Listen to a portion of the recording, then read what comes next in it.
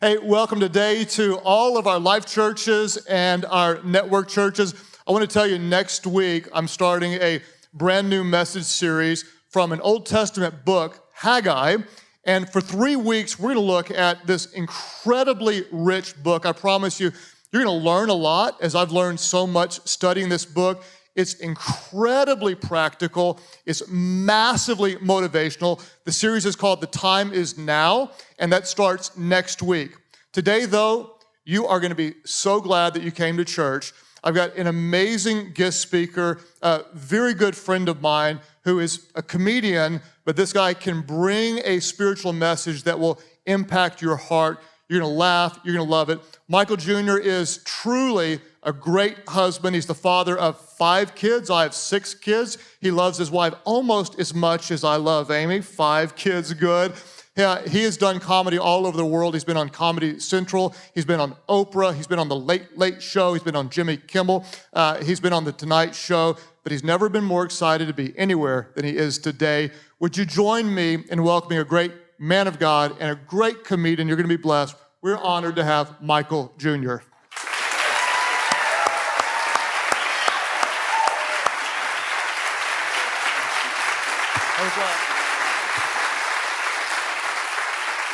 All right.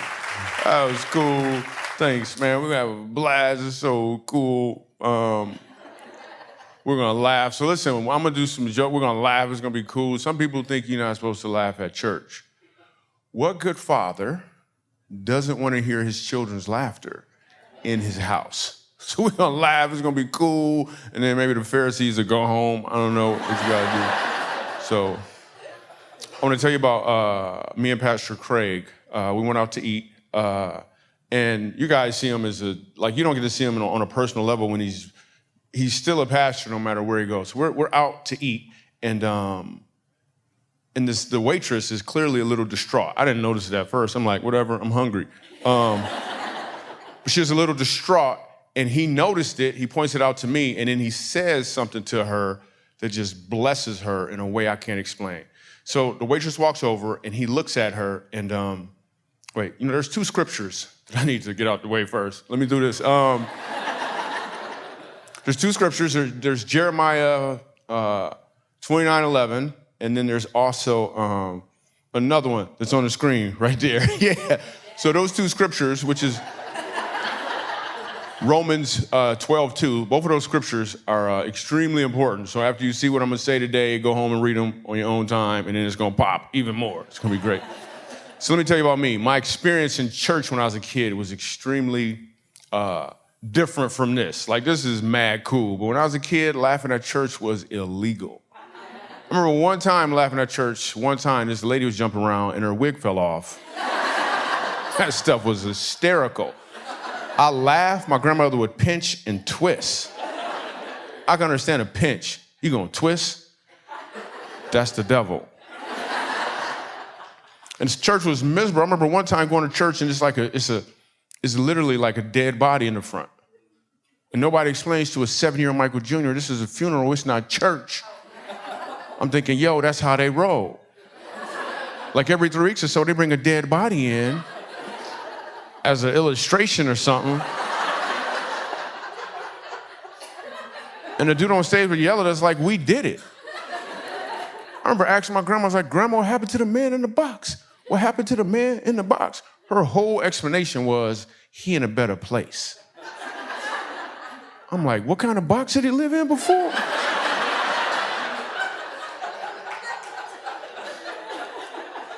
And I'm 7 years old, so I have no idea what's going on. And this dude is on stage, and every time we go to church, it seems like he was mad at us. And I figured out why he was mad. It was because he had some phlegm caught in his throat. Because at the end of every sentence, he would try to get it out. He'd be like, the Lord said, act like you're This is a black church, in case y'all wondering. Some of y'all don't really know what. Church was miserable. It was like the worst. It lasts like 6 hours. Then we go in the basement and eat a sandwich and come back up. I'm like, what was that, halftime or something? Before I go any further, there's this thing I've been doing lately I want to do with you guys. I would like to explain to you guys how comedy works. A lot of comedians, some comedians aren't even aware of this. Some comedians would never share this with you, but I thought I'd share with you how comedy works. Let me explain. First, there's a setup, and then there's a punchline. Let me break it down a little further. The setup is when a comedian will use his talents and resources to seize any opportunity to ensure that his audience is moving in the same direction. The punchline occurs when he changes that direction in a way you weren't expecting. When you catch on to this change, you have received the punchline. The results are revelation, fulfillment, and joy expressed through laughter. I just thought I'd share that with you so you can enjoy these jokes on another level. So 7 years old, I hope you're tracking with me, 14 years old, we don't have a lot of money. Like we don't got no money growing up. Like we ain't had no, I was actually being sponsored by a family from Haiti.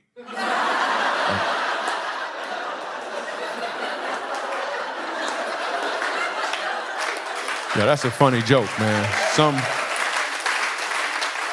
Some Christians don't know what to do with that joke. You can't laugh and shake your head. Like, we had no money. When you don't got no money, you get creative. I remember I wanted an action figure. I was 10 years old. I just wanted an action figure around 14, 10 years old, whatever. I'm making this up right now. My dad hands me a box. I opened it up. It was empty. He said, "It's Invisible Man." I played with that thing for 3 weeks, man. Till my brother hid it from me, man.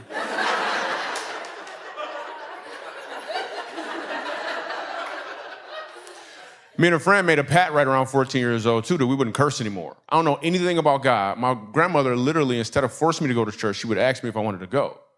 So I was like, let me think about this. No. Church was miserable. Why would I go to church? So me and a friend made a pact outside of that we wouldn't curse anymore. He don't know anything about Jesus. I don't know anything about Jesus, but this was the deal. If he heard me curse, he could hit me in the chest hard as he wanted to, and vice versa.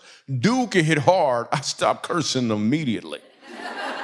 We still did regular stuff. We played games. One of my friends actually had money. They afforded stuff that we just couldn't get. Like one of my friends had allergies. I wanted allergies too. I didn't even know what they were, man. This is how I found out what allergies were. I went over to his house. His dad made dinner, and he looked at the food and he went like this. He said, "Dad, I'm not gonna eat that."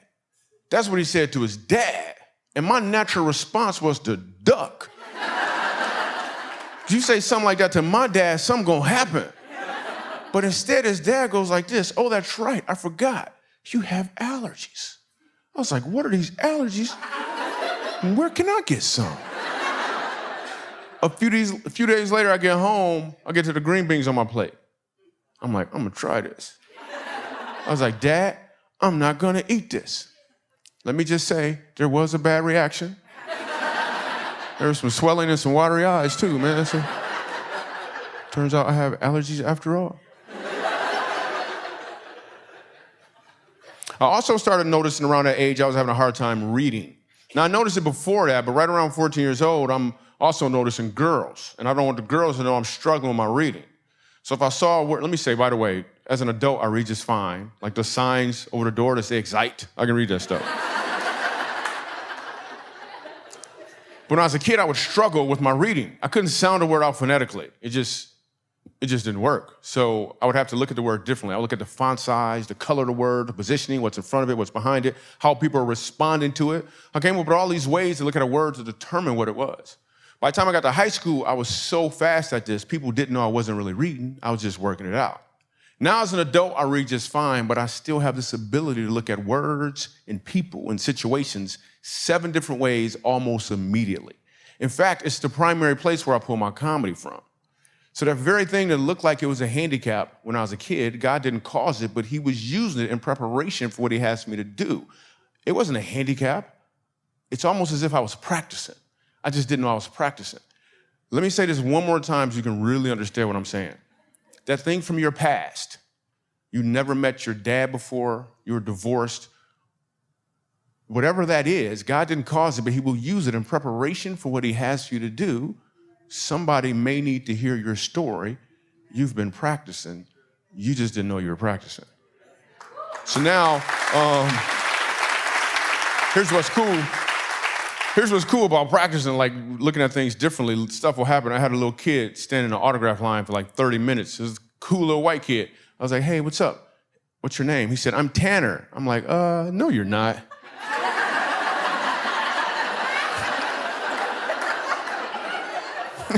I'm Tanner. Or people will ask me questions, like weird little questions, like, and I just look at words. It's fun looking at the words or imagine them. They'll say, Michael Jr., where are you from originally? I'm like, originally? Huh. Well, I was conceived in Michigan. Before that, I was with my dad. Right? And then there was a swim competition, right? And I won, which is crazy. I didn't even know black people like to swim, man. It's crazy. I don't think we do, actually. 26 years old, I moved to New York City. I hope you're tracking with me. We're going someplace. The reason I moved to New York City is because I'm from Michigan, and in New York, if you're not funny, the way they let you know is they'll say something like, you're not funny. So in New York City, there's this club called the Comic Strip Live that is the best club in New York City. It's so hard to get in this club. They have an open mic on Tuesday nights that starts at 7:30 p.m. Comedians actually start lining up to do 3 minutes in front of the manager at 6 o'clock in the morning. And if for some reason the manager likes them, the next month they don't have to wait in line. So it's finally my turn to perform at the Comic Strip Live. And right before I get on stage, this comedian named George Wallace walks in. Now, if you don't know who George Wallace is, one of my favorite jokes he does, he says he was in China, he bought a pair of shoes, he looked at the bottom of them, and it said, made right around the corner. Now, I love George Wallace, but here's the problem. Whenever someone like that walks in, whoever's next gets bumped. I'm next, and I know I'm about to get bumped. But no, this is where God shows up for the first time in my life. Well, this is where I noticed him. The manager's walking over to me. He says, listen, Michael, George Wallace is here. Do you want to go before him or after him? I was like, let me think this over. Before him, please. So I go before George Wallace, and I got New Yorkers laughing. Not only are New Yorkers laughing, but he's laughing as well after he comes into the room. And then after the show, there's a bunch of comedians that are all around him asking him questions. He leaves them, and he comes over to me. And he says, you're really funny. I was like, wow, snap, thanks, man. He said, let me ask you a question. He said, like, why don't you curse? I was like, I don't know, where'd my grandmother walk in? My grandmother wasn't coming to New York?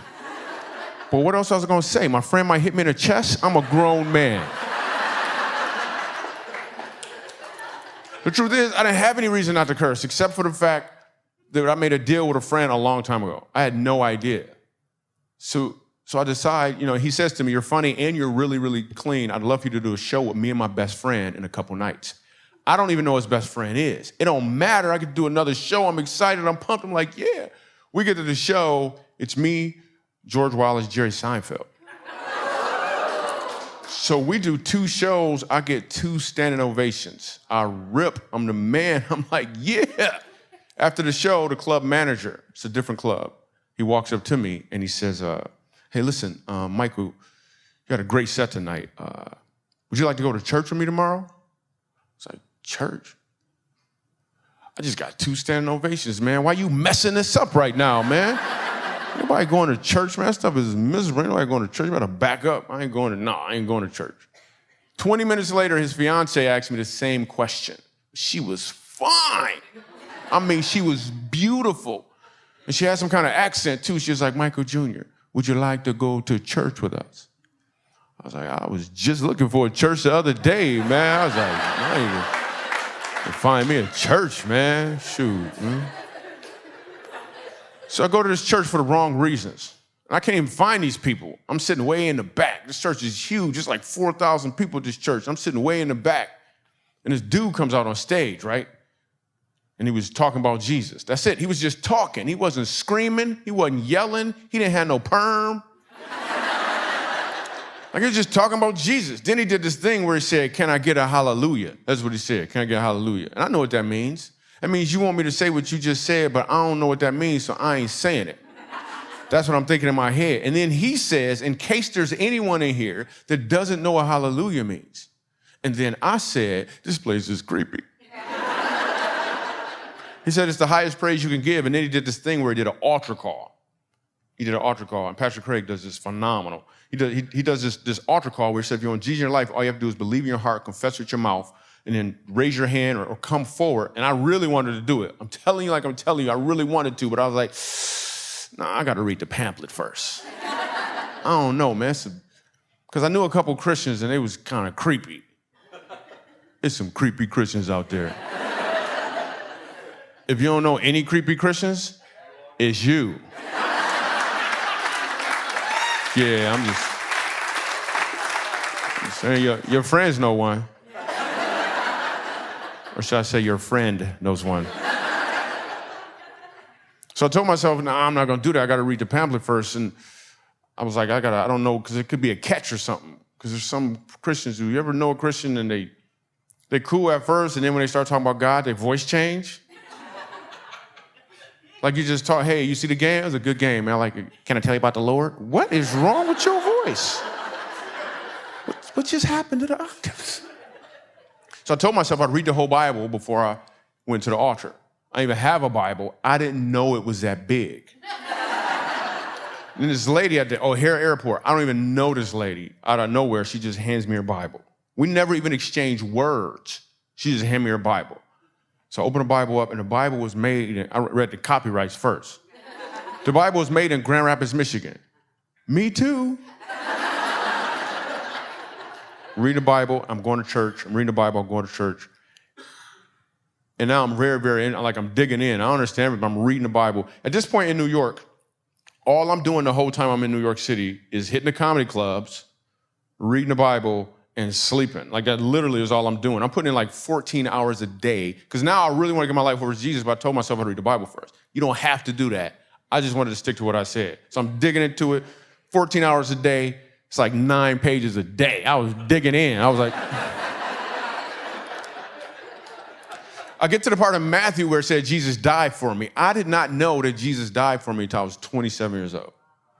Literally, I didn't know. I'd been to church, people yelling, screaming. I saw the little crucifix thing. Same thing was on a rapper's neck. I don't know what that's supposed to mean.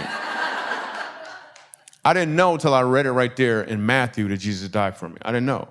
Then I turned to Mark, and he died again. I'm like, what is going on? Why they keep killing him? I don't understand what's going on. Get to Revelations, and I was like, reading the Bible was like paying bills. You gotta pay attention to the red ink. Like, you better pay attention to something gonna get cut off or something gonna happen. So I finished reading the Bible, and I go to church, and I run up to the altar like during the announcements. I was like, yeah, I know you got a picnic on Saturday, but is Jesus here right now? Because I'm ready. So I give my life over to God, and now I understand some stuff. Like, I understand. Before I just thought I was funny, but now I understand I'm funny for a reason. Like, there's purpose behind me having a sense of humor, and God has a purpose for it. Just like he has a purpose for you. He even has a purpose for the things that you've been through, even though he didn't cause them, but he's using them. You've been practicing. For a lot of you guys, it is game time. Or you end up on the field not knowing what to do and then just practicing some more. So now I'm in that club, and I leave New York because it's extremely expensive, and I move to Los Angeles. And Los Angeles is the #1 club in the country. The best I can't even get inside this club physically, except for the fact that my friend George Wallace is in town, and he takes me into the Comedy and Magic Club. Now, he can't get me on stage. He can only get me inside the club. And at the time, some of you guys may remember, a football player got hit in the eye with a flag, and he was suing the league for $400 million. And now in the green room is George Wallace, Gary Shanley, Jay Leno. And these guys are working on this joke subject for the Tonight Show's monologue on NBC. I'm not saying anything. I'm just happy to be in there eating French fries with these dudes. But your gift will make room for you. So I'm sitting there and they're working on the joke. Then it got quiet and they looked at me and I was like, oh, snap. This is an opportunity. I was like, all right, let me see if I got this right. He got hit in the eye with a flag. He lost his vision in one eye and he's suing the league for $400 million. He's not gonna see half of it.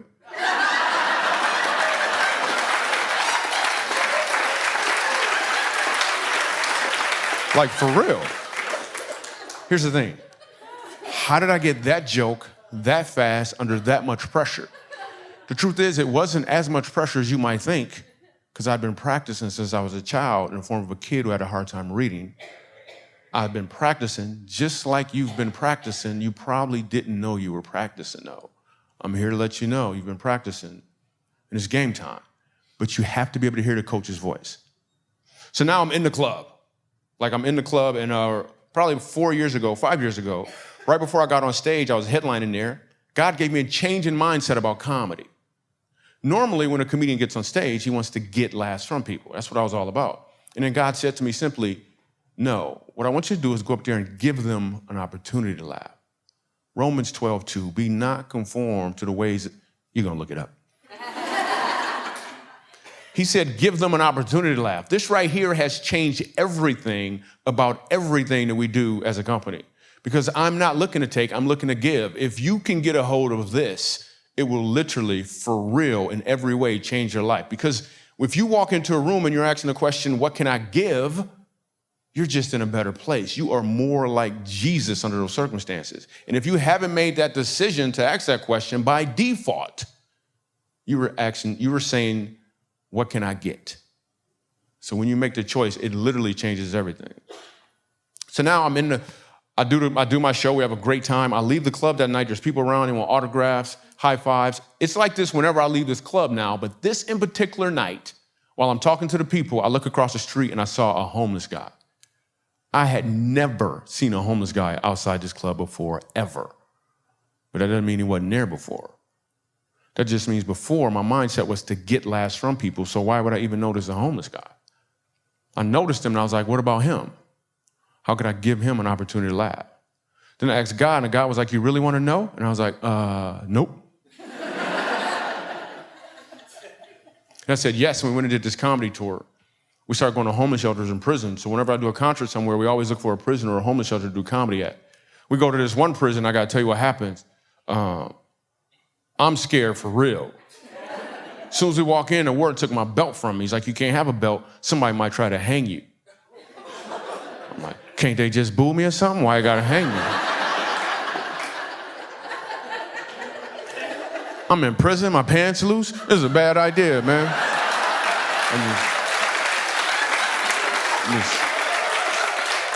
I got 7 different ways to look at this, man. So I'm scared for real, and I'm walking in this prison, and I know I need to be funny immediately. Normally, if you ever come see me in concert, I take my time, it's cool, it's interactive. No, I need them to like me immediately, but not too much. So I'm walking into prison, and I need a joke, and I'm doing the math, and first of all, bars, when you walk in, the bars open in front of you, you take a few steps, and they close, and there's some more bars, and you just take a couple. Some of y'all know what I'm talking about. Welcome home. Anyway, so I'm scared. I'm walking in, and I know I need a joke immediately, and I got nothing. 7 different ways to nothing. I had one joke pop up, but I wasn't going to start with it. I was going to be like, you know what? You guys are a captive audience. I just want to say that, So I'm scared for real, and I'm walking in, and I literally have nothing, and all the prisoners are sitting in here. First of all, there's no stage. Like, there's no glass. We're not doing comedy on the phone.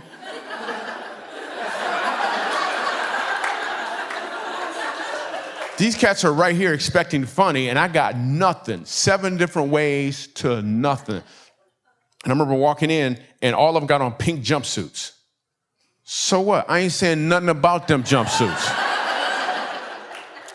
And they're all sitting there, and I figure I got 2 steps left before I got to bring the funny, before instinctively they know that I got nothing, and I don't know what's going to happen, because there's no guards in there with me. The guards left me at the last gate, and they gave me a little black box, and they put it on my pants, and they said, if anything happens, pull the pin. Don't they know about the pin? It's probably one dude, his job is to hold the pin. So I take my first step. I still got nothing. I lift this foot up, still got nothing. I settle this foot, and for real, Life Church, listen, sitting right up front is a white dude with a white beard named Moses. I was like, thanks, Lord.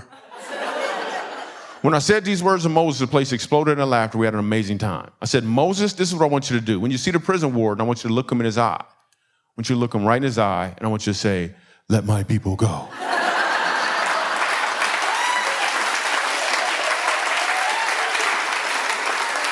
Like, for real. So here's the thing. How did I get that joke that fast under that much pressure? It wasn't that much pressure because I had been practicing just like you have been practicing. Before I bounce, I'd like to explain to you how life works, at least from a comedian's perspective. First, there's a setup, and then there's a punchline. The setup is your talents, your resources, and your opportunities. And most of the time, we use our setup to ensure that our audience or the people around us are moving in a direction that serves us. Which means the punchline occurs when you change that direction in a way they weren't expecting. You actually use your setup for other people. The results are the same, yet multiplied. Revelation, fulfillment, and joy. But it's not just for the one receiving your punchline. It's also for you who get to deliver the punchline as well. People ask me all the time, Michael, what was your big break? Our next guest has performed on Comedy Central's Premium Blend. He made his first appearance on The Tonight Show from the Montreal Comedy Festival. You've seen him on The Tonight Show with Jay Leno. That wasn't the big break. The big break was at a club, and right before I got on stage, I had a change in mindset about comedy. Normally when a comedian gets on stage, he wants to get laughs from people. And I felt a little shift take place, where I felt like I was to go up there and give them an opportunity to laugh. Now I'm not looking to take, I'm looking for an opportunity to give. This changed everything. My name is Michael Jr., I'm gonna do some jokes. And ultrasounds come in color now, which is ridiculous. I know it's a black baby.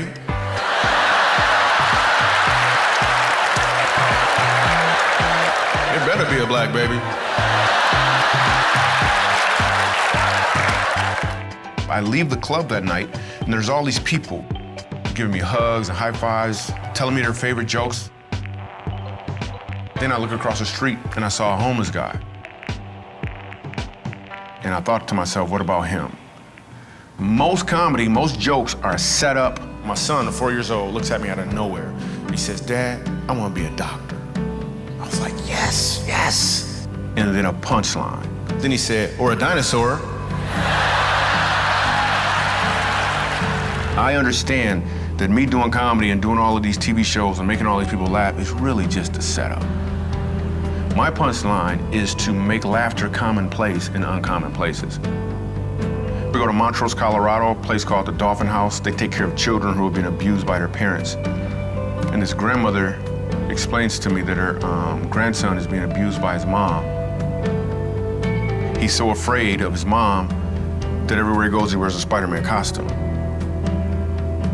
So I get on stage, sitting right up front, Spider-Man. I start doing comedy. People start laughing, slowly but surely. Probably about 25 minutes into it, I hear a voice, and the voice says, my name is Ronan. And this little boy pulls off his mask. And it was one of the most powerful moments in my entire comedy career. If we could just stop asking the question, what could I get for myself? And start asking the question, what can I give from myself? I think people would learn that you don't have to be a comedian to deliver a punchline. So if I ask the question, how many people in here know what your setup is? I'm talking to everyone at every location. If I ask the question, how many of you know what your setup is? Chances are you'd be able to tell me. You can tell me if you went to school, you can tell me if you have a job, where you live, if you have a car, you have clothes. Your setup is about what you've received. But what if I ask the question, what is your punchline? How many of you actually know what your punchline is? And to live life only knowing the setup and not the punchline is an extremely uncomfortable place to live. Let me give you an example. How many people are still thinking about the story of me and Pastor Craig at the restaurant? So you're still thinking about that story because all you have is the setup. And that's a story you just heard. But what you've decided to do is just push it in the back, continue on about life. We've laughed, you heard some stories, everything's fine, but you still don't have the rest of the story. The punchline is still missing, and that's a story you just learned right now. You've been living your story your entire life. And if you only have the setup and don't know what the punchline is, you need to know your punchline.